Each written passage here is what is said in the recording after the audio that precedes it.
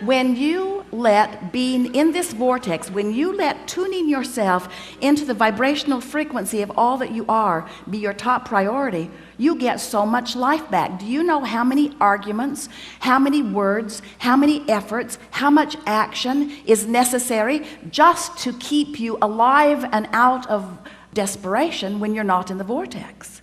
In other words, it's a big effort to live this life when you're counting on your words and your action and your effort to make it happen. You cannot lead from behind. And if you are not in the vortex, then you have nothing to give anyone. Sometimes people say, Abraham, it seems like you teach selfishness. And we say, we really, really, really, really do. Because selfishness, let's define it. Selfishness means vibrational alignment with self. And in order to understand that, you got to know who self really is. Self is source. Self is pure positive energy. Self is worthy. Self is clear-minded. Self is healthy. Self is full of vitality. Self is eager about life.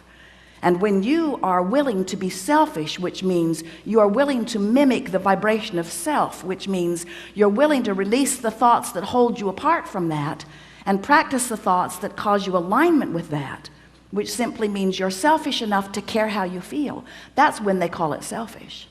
People say, oh, you're so selfish, you're pleasing you. And what they mean is, you should please me. You're selfish because you please you, and I'm not selfish because I think you should please me instead of you. There's some screwy reasoning going on. And every time it matters to you to please them instead of you, oh, it's such short-term gain, such short-term gain. Because when you care about how someone else feels or how they are responding to you, so you behave in order to affect their response to you, you do them a very big disservice, because you teach them that through action and demand or cajole or control or power, that they can wrestle their life to the ground. And there's hardly going to be anybody as cooperative as you. Think about it. Have you ever had someone who was so cooperative they'd just do anything for you, and then they were the only one who would behave that way? So you just had that one friend? Often it was your mother. You weren't really ready for the world, were you? But when you show yourself that you have the power to come into alignment, not just with who you were before you were born, but with all that you've become ever since, not just with you and all you've become, but with source itself. When you show yourself that by being selfish, which means by reaching for the best feeling thought you can find on whatever subject is active, when you care about being in the vortex, you care about being in concert with the energy that creates worlds. And one who's in the vortex, one who's in alignment with that energy, is more powerful than millions who are not.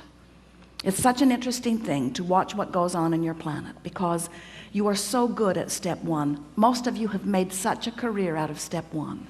You sift through the data, and you know what you don't want, and you know what you do want, and you know what you don't want, and you know what you do want, and you know what you don't want, and you know what you do want, and you know what you don't want, and you know what you do want, and you know what you don't want, and you know what you do want.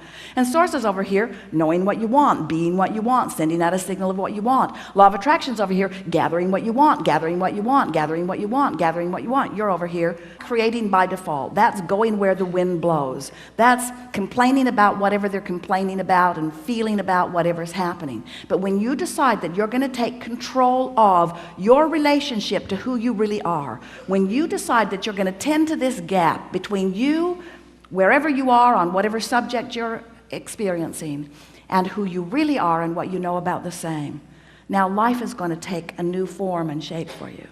You're going to feel exhilarated. You're going to feel satisfaction. Those who are watching you will see you as someone who seems to create tremendously with ease. Those who are watching you, especially those who don't really understand the power of this vortex and the power of your deliberate alignment with it, they'll call you lucky. Many times they'll be jealous of you, because they'll watch your fortunes amass and your fun surround you, and they'll watch you in satisfying life experience. And when they say to you, "What do you know that I don't know?" the only thing that you can say to them that is of any real value to them is, "I figured out my relationship with me, and I'm constantly aware of my vibrational relationship to who I really am and what I really want. And I guide every thought I can to mesh with the wholeness that I am. I've become a deliberate thinker. I no longer create by default. I think on purpose, I speak on purpose, I act on purpose, and I don't do any of it unless I'm in the vortex." What do you mean? What's a vortex? What do you mean? What is a vortex? A vortex is a vibrational state of being that is the precursor of all positive motion forward of all that is. It's like encapsulated, condensed, straight up source. It's pure positive energy. It's the holding tank.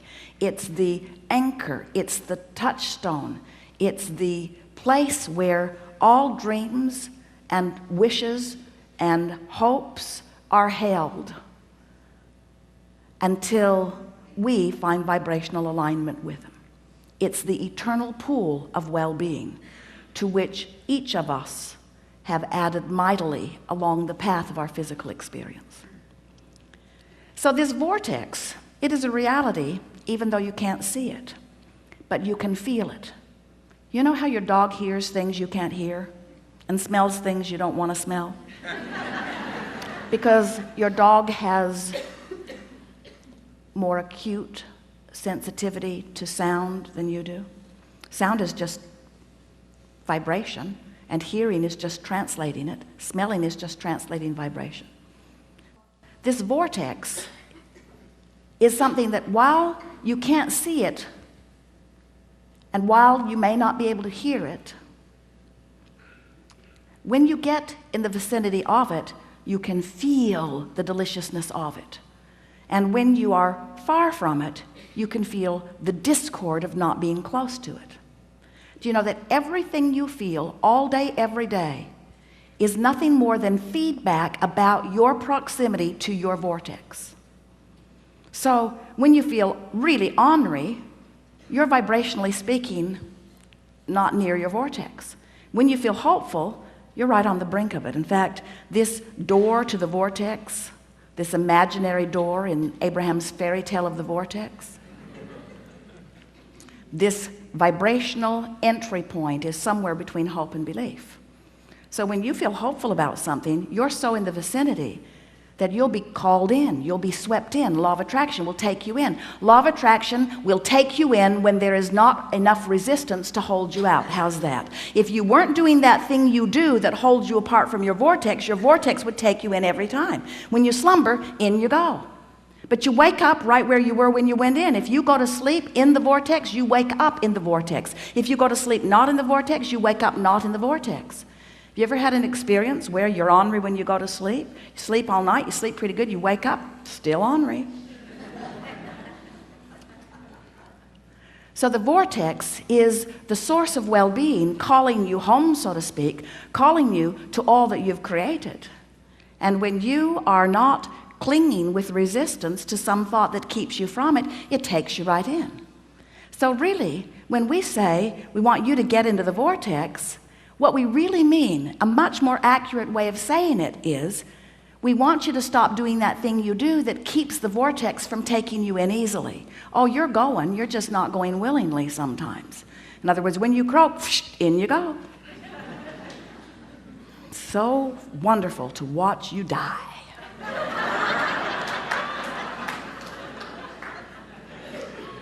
Moving immediately into all that you have become, all that you've asked for. But we don't think you should have to croak in order to be in the vortex. We don't think you should have to croak in order to be what life has caused you to be. So, we want to help you soften your resistance, because when you soften resistance, the vortex takes you in. And that really is where you belong. You belong inside that vortex where rendezvous with exhilarating things can happen all day, every day. Do you know that if this time-space reality has the wherewithal to stimulate a desire, so that the desire is in present tense already gathered in this vortex of creation, that this time-space reality has the wherewithal to give it to you now. And the only reason there is a gap between you putting it in the vortex and it showing up where you and others can see it and smell it and hear it and taste it and touch it is because you've got more resistance about the subject going on than you do belief or expectation about the subject. That's all. You just got to move yourself into more expectation.